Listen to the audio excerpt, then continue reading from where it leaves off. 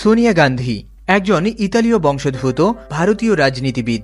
তিনি ভারতীয় জাতীয় কংগ্রেসের সাবেক সভাপতি এবং ভারতের প্রাক্তন প্রধানমন্ত্রী প্রয়াত রাজীব গান্ধীর স্ত্রী। 1946 সালের 9 ডিসেম্বর ইতালির ভেনেত অঞ্চলের ভিসেন্সা নগরী থেকে 30 কিলোমিটার দূরের লুসেনিয়া নামক এক গ্রামে তিনি জন্মগ্রহণ করেন। তার বাবার নাম স্টিফেনো মাইনো এবং মায়ের নাম পাওলা মাইনো। তার পরিবারের সবাই রোমান ক্যাথলিক ধর্মের অনুসারী। আমরা তাকে সোনিয়া নামে চিনলেও তার আসল নাম হচ্ছে আন্তোনিয়া এডভিদ অ্যালবিনো মাইনো। সংক্ষেপে তার বন্ধু বান্ধবরা তাকে আন্তোনিয়া মাইনো নামেই ডাকত। শোনা যায় আন্তোনিয়া নামটা স্পষ্ট বিদেশি নাম বলে সাধারণ ভোটারদের মাঝে বিদেশি ইমেজ দূর করার জন্য শ্রীমতী ইন্দিরা গান্ধী পুত্রবধূর নাম পাল্টে সোনিয়া রাখেন। যদিও কেউ কেউ বলে থাকেন এরকম নাম তার ছোটবেলা থেকেই ছিল। সোনিয়া গান্ধী শিশুকাল থেকেই পড়ুয়া এবং অসম্ভব মেধাবী ছিলেন। মাত্র 13 বছর বয়সে তিনি ইতালির তুরিন শহরের এক স্কুল থেকে প্রাথমিক ও মাধ্যমিক শিক্ষা সমাপ্ত করেন।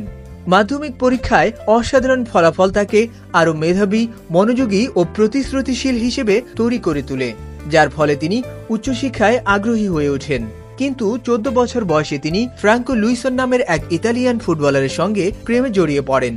4 বছর চুটিয়ে প্রেম করার পর উভয় পরিবার যখন বিয়ের সিদ্ধান্ত নিতে যাচ্ছিল, ঠিক সে সময় অর্থাৎ 1964 সালে উচ্চশিক্ষার উদ্দেশ্যে তিনি ইতালি ছেড়ে ইংল্যান্ডে পাড়ি জমান।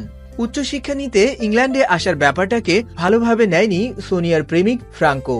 কিন্তু বিমানবালা হতে আগ্রহী সোনিয়া ইংল্যান্ডে এসে ইংরেজি ভাষায় উচ্চশিক্ষা নিতে দৃঢ় প্রতিজ্ঞাবদ্ধ ছিলেন, যার কারণে প্রেমিক ফ্রাঙ্কোর কিছু করার ছিল না।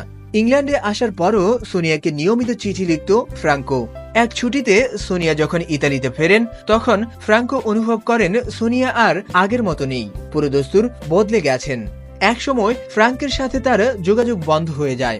সোনিয়া ইংল্যান্ডে এসে ক্যামব্রিজ শহরে বেল এডুকেশনাল ট্রাস্টের ইংরেজি ভাষায় উচ্চশিক্ষা নিতে ভর্তি হন এবং নিজের খরচ যোগাতে একটা রেস্টুরেন্টে পার্ট টাইম চাকুরি গ্রহণ করেন। সে সময় ক্যামব্রিজ বিশ্ববিদ্যালয়ের ট্রিনিটি কলেজে ইঞ্জিনিয়ারিং পড়তে যান তৎকালীন ভারতের প্রধানমন্ত্রী ইন্দিরা গান্ধীর বড় ছেলে রাজীব গান্ধী। রেস্টুরেন্টে প্রথমবার দেখেই ইতালিয়ান অষ্টাদশী তরুণী সোনিয়াকে ভালো লেগে যায় রাজীবের। এটিকে লাভ অ্যাট ফার্স্ট সাইট বলা যেতে পারে।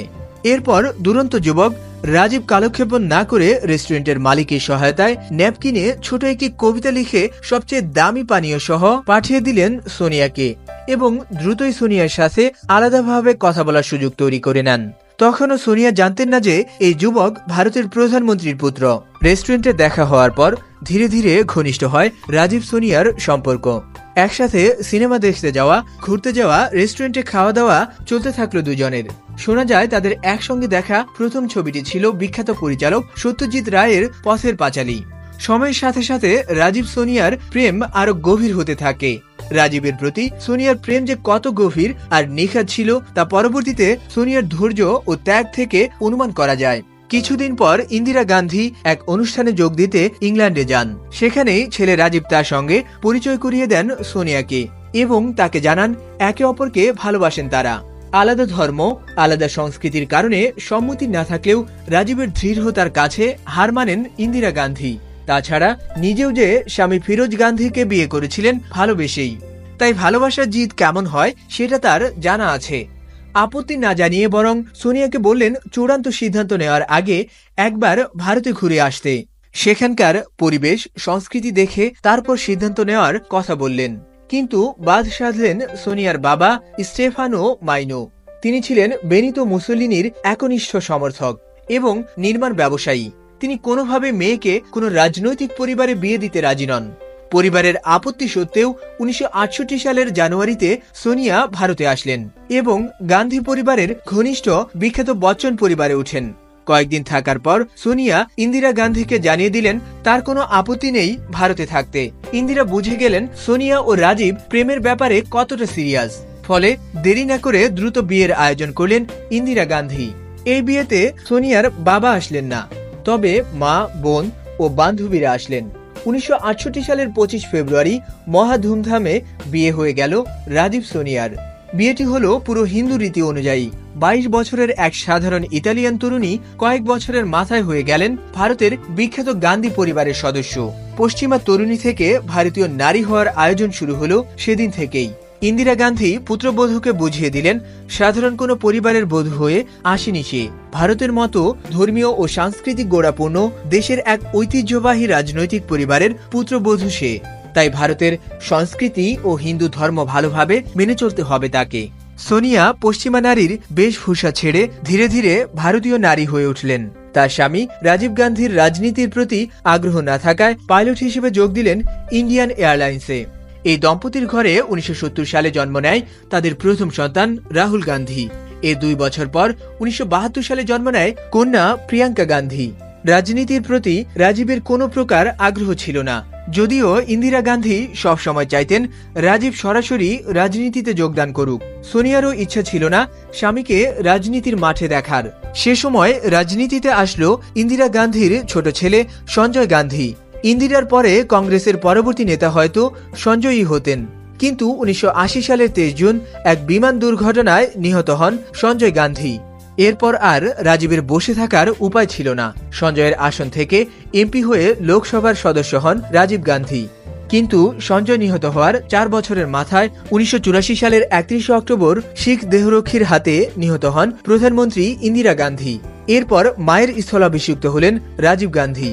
তখনও পর্যন্ত সোনিয়া গান্ধী একজন সাধারণ গৃহবধূর মতোই ছিলেন।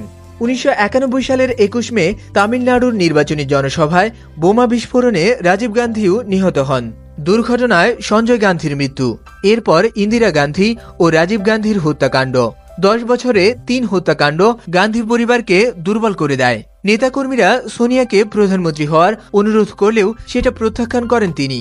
প্রিয়তম স্বামীকে হারিয়ে বাইরের জীবন থেকে পুরোপুরি গুটিয়ে নিলেন নিজেকে। নিজের 2 সন্তানকে আগে শিক্ষা দীক্ষায় বড় করতেই মনোযোগী হলেন তিনি। তার রাজনীতিতে না আসা নিয়ে কেউ কেউ এমনও ভাবা শুরু করলেন যে সোনিয়া হয়তো ভারত ছেড়ে চলে যাবেন এবং ইতালি গিয়ে আবার বিয়ে করে সংসার করবেন।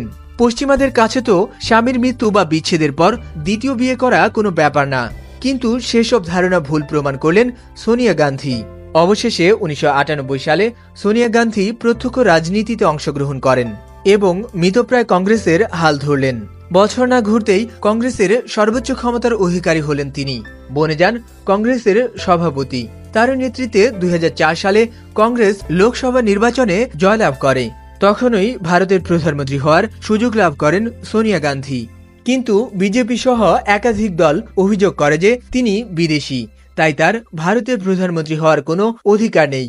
এছাড়া 2009 সালে তিনি ইউপিএ সরকার গঠনে যে ভূমিকা নিয়েছিলেন এর জন্য আজীবন প্রশংসিত হবেন। সোনিয়া গান্ধী তখন নিজে প্রধানমন্ত্রী না হয়ে ডক্টর মনমোহন সিংকে প্রধানমন্ত্রীর পদে বসান। এরপর সোনিয়া গান্ধী তার নিজ দল এবং বিরোধী দল উভয়ের কাছেই একজন প্রভাবশালী ব্যক্তিত্ব হয়ে ওঠেন। শুধু তাই নয়, সব